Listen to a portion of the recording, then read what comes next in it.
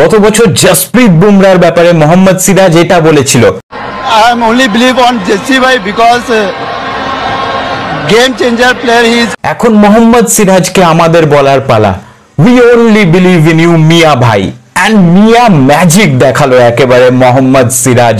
সে একটা কথা বলেছিল যে ব্রুকের সেই ক্যাচটা যেটা 6 হয়ে যায় সেটা গেম চেঞ্জিং মোমেন্ট ছিল, কিন্তু পঞ্চম দিনের সকালে উঠে সে তার ফোনে ওয়ালপেপার একটা রাখে যেখানে লেখা ছিল তুমি পারবে, এবং সে বলে যে আমি গেম চেঞ্জার হয়ে দেখাবো এই ম্যাচে। আর কি দারুণ ভাবে গেম চেঞ্জ করলো মোহাম্মদ সিরাজ, একা হাতে পঞ্চম দিনে বল নিয়ে কামাল করলো একদম।